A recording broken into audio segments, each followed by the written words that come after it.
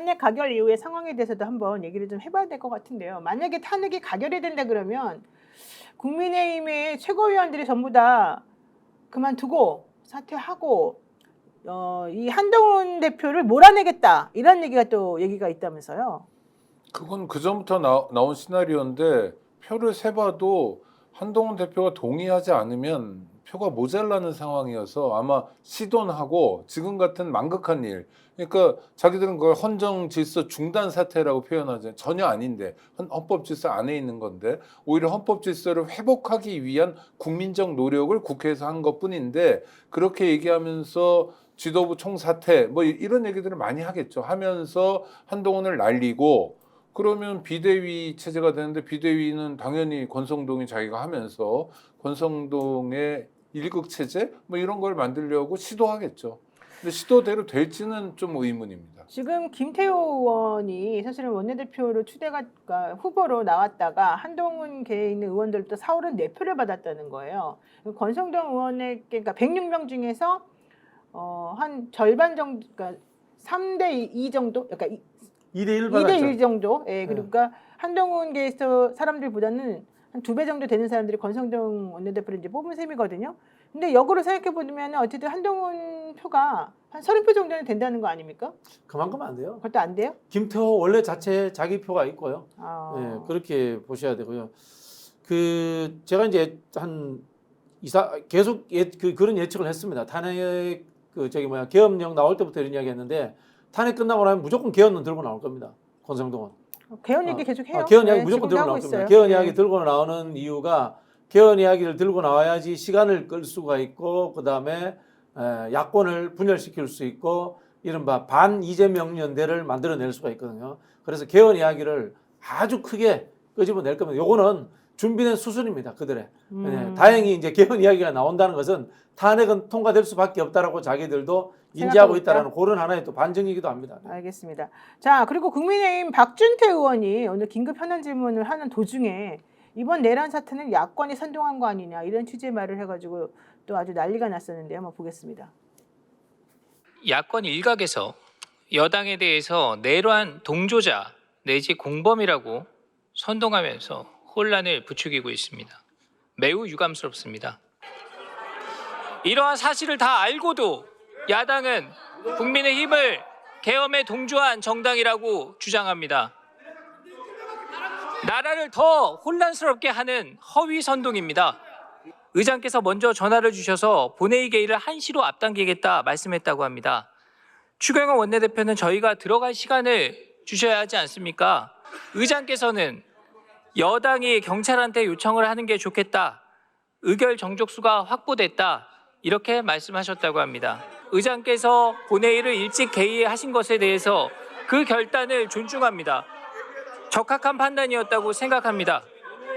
그러나 의결 시간이 앞당겨지면서 당사의 표결을 위해 대기하고 있던 국민의힘 의원 다수는 50여 명은 표결에 참여할 기회가 없었던 것입니다. 그러니까 박준태 의원이 하고 싶은 말은 추경호 원내대표가 그날 시간을 왔다 갔다 하면서 또 내지는 그 당사로 오라 그랬다가 뭐 국회로 오라 그랬다가 일부러 그렇게 하면서 방해한 거 아니냐. 국민의힘 의원들이 해산 표결에 참석하지 못하도록 한 거 문제다. 이런 취지의 얘기가 이제 있으니 그게 아니다. 니네가 지금 잘못하고 있는 거다. 뭐 이런 주장을 지금 하고 있는 거죠. 쉬운 속담으로 말씀드릴게요. 똥낀 놈이 성질 낸다라고. 방귀 낀 놈이 아니라. 키가 작아가지고 말이 안 나옵니다. 아니 진짜. 우리 어디서 저런 사람을 데려다가 국회의원을 시켜놨는지 진짜. 저 국회의원의 이름이 박준태라는 거 오늘 정확히 알게 됐는데 네네. 낯은 이거요. 저 사람이 누구냐면 추경호 씨가 얘기할 때 그 뒤에 눈 크게 뜨고 서 있는 병풍 역할을 하는 사람이거든요. 네. 늘 저 양반이 늘 있어요. 그러니까 원내 대표 뭐 부대표든 뭐 뭔가 같은 어떤 소임이 있었나 봐요. 그러니까 박준태 씨가 하고 싶은 얘기는 추경호가 하고 싶은 얘기를 하는 겁니다. 대신해 준 거죠. 네, 그렇죠. 이 사람들은 계엄 해제 요구가 통과되지 않도록 대놓고 해박 났는데 그러니까 이제 형사처벌의 위험에 처해 있잖아요. 그게 아니라는 걸 묘하게 희한하게 뒤섞는 거죠. 저런 걸 보고 적반하장이라고 그런 거예요. 도둑이야 하니까 도둑이 몽둥이 들고 설치는 거죠. 지금 박준태 의원이 이런 얘기도 했답니다. 의총 소집 문자를 본 의원들이 국회를 향했으나 국회 통제가 시작이 되었고 언론인 시위대가 뒤엉켜서 혼란스러운 상황이었기 때문에 국회 담을 넘지 못했다. 그러니까 한 야당 여성 의원이 저는 담 남아갔는데 왜 그걸 못 들어오셨나요? 이제 이렇게 얘기를 했더니 우리 다수 의원들이 현장 상황을 인식하고 제안을 해서 12시 30분께 비상의총 장소를 당사로 재공지해서 우리끼리 다시 한번 얘기를 하려고 했었던 것이고 실질적으로 국회에 출입을 하지 못하고 모여있던 의원들 20명이 당사로 이동을 하고 이랬던 것이다. 뭐 그러면서 허위 주장을 즉시 사과하고 잘못된 주장을 바로잡아라. 추경호 원내대표를 향해서 민주당에서 계엄 당일날 광화문 리브에스를 들렸다가 용산 내란계획 만찬을 했다고 주장하는데 이거 잘못이다. 이렇게 좀 화를 냈습니다. 아니 핵심은 추경호 씨는 국회 안에 있는데도 자기 방에 있으면서 표결에 참여하지 않았고 끝까지 표결 시간을 늦춰가지고 네. 계엄군이 국회의원들을 윤석열 표현이면 빌리면 끌어내도록 말미를 주고 시간을 줬던 내란 동조자잖아요. 내란 동조자의 부하예요. 박준태라는 사람은. 그러니까 이 사람은 염치도 없는 거예요. 이 사람들은 지금. 그러니까 반성도 없고요. 이런 태도는 뭐 조지호 경찰청장 또 갑자기 태도를 돌변한 김용현 전 뭡니까 국방부 장관 이런 사람들에게서 네. 고스란히 나타나고 있어요. 정말 나쁜 사람들입니다. 이 진짜 사람들. 이 사람들은 정말 답이 안 나옵니다. 뭐 최소한의 양심도 없는 사람들이죠. 네. 어, 뭘 저런 사람들하고 뭐 말 상대를 하면 안 됩니다. 그냥 무시해야 됩니다. 아이고 아까 말씀드린 것처럼 대한민국 한 15% 정도는 이상한 사람들이 있구나. 네. 그 이상한 사람들의 대표가 저 당에 가 있구나. 이렇게 생각하고 무시해야 됩니다. 저기 말 상대해주면 안 됩니다. 그래요? 그 정신적으로 힘들어집니다. 네. 네, 조지호 경찰청장의 변호인도 사실은 조금 오늘 좀 이상한 얘기를 많이 했는데요. 영장실질심사에 출석을 조지호 경찰청장을 하긴 했는데 질문에는 대답하지 않았고요. 국민께 하실 말씀이 있냐 그랬더니 그냥 법정으로 향했습니다. 근데 조 청장의 변호인 노정환 변호사가 조지호 청장은 계엄에 반대하고 민주주의를 지키려 한 사람이지 처벌의 대상이 아니다. 이거를 내란죄로 재판을 한다는 것 자체가 어불성설이다. 이렇게 지금 얘기하고 있습니다. 아니 그 노정환이라고 저 네. 알아요. 이 사람. 알아요? 그 어떤 경찰대 사람이에요? 6기고요. 경찰대를 졸업해서 의무복무 기간 있잖아요. 그러니까 저 옛날에 정경부대 그렇지. 경찰대는 소대장, 이제 나라에서 요거 돈을 줘서 하는 하고 거니까. 그다음 잠깐 근무하다가 바로 의무복무 기간 끝나고 나가가지고 사법시험 공부해서 저 사시 합격해가지고 검찰에 갔어요. 그래서 경찰대 출신, 경찰 출신으로 처음으로 검사장 올랐다고 자랑하고 다니던 사람이에요. 근데 이 사람이 조지호도 경찰대 6기거든요. 동기예요. 친구여서 하는 거예요. 근데 지금 조지호를 통해서 나오는 얘기들이 정말 불량한 얘기가 많아요. 네. 조지호가 지금까지는 어디냐면 유치장에 있었거든요. 그 유치장에서 나오는 얘기가 내가 무슨 미련이 있냐. 나는 뭐 대통령이 명령서 하나 줬는데 이거 어떻게 했는지 알아? 찢었다면서요? 나는 집에 가서 아내 앞에서 찢었다는 거예요. 그걸 왜 아내 앞에서 찍습니까? 조지호는요 평생 대한민국 국민들의 사랑과 성원을 통해서 성장한 거예요. 대학교 1학년 때부터 이 사람이 먹고 자고 하는 거 다 국민 세금을 했어요. 세금이에요. 그랬죠. 경찰대. 네, 그럼요. 경찰대. 네. 옷까지 다 줘요. 먹는 것도 다 줘요. 그랬던 사람이 만약에 대통령이 그런 지시를 하고 계엄을 막으려고 했으면 어떻게 해요?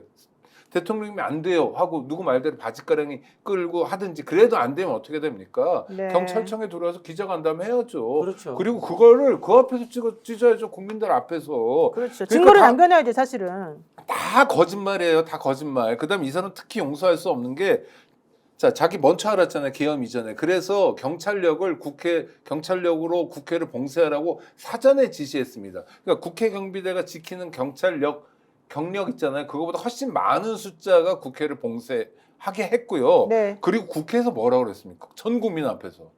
자기 몰랐다. 거짓말했죠. 몰랐다고. 거짓말한 거죠. 거짓말했죠. 뻔뻔하게. 정말 여태까지 경찰이 나쁜 짓을 많이 했어요. 고문도 하고 뭐 별의별 짓 군인들 뭐 이런 일 뭐 많이 했는데 그래도 내란을 한 적은 없잖아요. 대한민국 경찰이. 그럼요. 이 조지호라는 사람은 대한민국 경찰을 내란의 수렁에 빠뜨린 사람이에요. 맞습니다. 근데 자기 친구 변호인이라 데려와가지고 아닌 척하고 뭐 아내 앞에서 용감했다 이런 얘기만 하고 뭐 세 번이나 뭐 정말 반대했다는 저질이에요. 식으로. 네. 온돌 장군이야? 아니 앞에서 용감하게. 온달 말고 온돌 장군. 네. 그러니까. 조지호 경찰청장 그리고 김봉식 서울청장에 대해서 형법상 내란 중요 임무 종사 혐의로 경찰이 구속영장을 신청을 했고요. 남천규 영장 전담 부장판사 심리로 오늘 영장 실질 심사가 진행이 됐습니다. 11일 날 새벽 특별수사단 조사 중에 긴급 체포된 이들에 대해서 김봉식 씨는 영장 실질 심사 출석을 포기했습니다. 그렇죠. 그러니까 전 오히려 그게 서울경찰청장이 낫죠, 사실은. 차라리 난 거예요. 아니 네. 왜냐면 자기가 내란했고 그러니까 어느 정도 중요한 임무냐는 거 따져봐야 되고 나중에 이제 수사를 그렇죠. 통해서 갈라지지만 구속은 당연한 거다 이건. 내란을 했으니까. 그래서 실질 심사를 포기하는 서울청장이 오히려 좀 공무원 같아요. 맞습니다. 전 이 사람은 오히려 모르는 사람이고 조지호는 좀 아는데 너무 실망해요 정말. 조지호 씨는 뭐 원래 그 자리에 임명될 때부터 사실은 말이 많았었습니다. 이철규가 꽂아놓은 사람이죠. 네. 네. 경찰은 어쨌든 이 둘이 계엄령 발령 전에 윤석열 대통령하고 안전가옥에서 만나 계엄령 기획에 관여하고 국회를 통제하는 방식으로 계엄 집행을 도왔다라고 지금 얘기하고 있고요. 조지호 청장의 경우는 특히 선관위에 경찰력을 보내가지고 계엄 집행에 협조했다라고 지금 보고 있습니다. 자, 어쨌든 이런 걸 보게 되면은 참 나라 꼬라지가 참 황당무계하다 이런 생각 아니할 수가 없는 상황이고요. 검찰에서는요 여인영 전 방첩사령관에 대한 영장도 지금 청구를 한 상태이죠. 검찰이 계엄 관련 사건으로 구속영장을 청구한 건 지난번에 김용현 전 장관에 의해서 지금 두 번째인데요. 여인영 전 방첩사령관은 정말 혐의가 무시무시하지 않습니까? 그러니까 좀 늦었죠. 네, 너무 늦었어요, 그거보다 생각보다. 더 큰 문제는 내란죄에 대한 수사권이 없는 검찰이 지금 주요 사건 피의자들을 하나씩 수사해 나가고 있는 거 이거 즉각 중단해야 됩니다. 그러니까 우리가 나라려면 아직도 뭐 권성동 말대로 윤석열이 대통령이라면 또는 뭐 한덕수가 국무총리라면 지금도 한덕수가 검찰의 수사 중단을 지시해야 됩니다. 요구하고요. 수사권 없는 걸 어떻게 해요? 그래서 자기들 치적을 만들어내고 이 틈에 어떻게든 좀 살아보려고 비비고 있는데 네. 어떻게 내란 사태에서 멀쩡한 공무원이 하나도 없고 멀쩡한 국가기관이 하나도 없으면 대한민국 국민들은 앞으로 어떻게 삽니까? 답답한 노릇입니다. 네. 그리고 지금 우리가 놓치고 있는 게 하나 있어요. 네. 방첩사 쪽하고 국가수사본부하고 사전에 통화한 사람이 있다라는 이야기가 계속 나오고 있잖아요. 즉 이야기가 뭔가 하면요. 네. 제가 이 군 전문가들 뭐 이럴 때는 부승찬 의원이라든가 뭐 다른 의원들도 있고 또 국방위 전문위원들 이런 사람들하고 이야기를 나눠보니까요. 네. 방첩사가 종합적인 이 쿠데타 계획을 세울 만한 능력이 안 된답니다. 사실 이런 거를 세울 수 있는 잘 세우는 데는 옛날로 치면은 국정원이래요. 옛날로 치면 국정원이고 또는 경찰 쪽에서 뭔가 도움을 주지 않으면 이런 종합적인 계획을 세울 수가 없대요. 그래요? 쉽게 말하면은 윤석열이 종합 컨트롤 타워로서 하나하나 시키는 구조지 않습니까, 지금. 네. 김용현은 군 쪽에만 하고 있고요. 그러면 윤석열이 군과 경찰 모두에게 종합적인 지시를 내릴 수 있도록 누군가가 기획서를 써줬을 거 아니냐라는 거예요. 기획서를. 종합적인 기획서를. 이걸 잘하는 사람이 방첩사에는 없다는 거예요. 그래서 지금 사전에 방첩사라든가 국가수사본부라든가 또는 정보사하고 소통하는 고리의 역할들 하는 사람이 있었을 것이다. 네. 즉 주요 쿠데타 참가자들이 모였던 회의에 그 실무를 해준 사람이 누구냐라는 이야기를 지금 하고 있고요. 그 사람을 찾아야 된다는 이야기들을 지금 물밑에서 상당히 많이 하고 있습니다. 스픽스는 말하는 언론입니다. 대세는 유튜브, 그중에서 스픽스. 좋아요, 댓글, 구독, 알림 설정. 여러분이 저희를 사랑해 주시고 우리가 여러분을 사랑하는 4가지 방법입니다.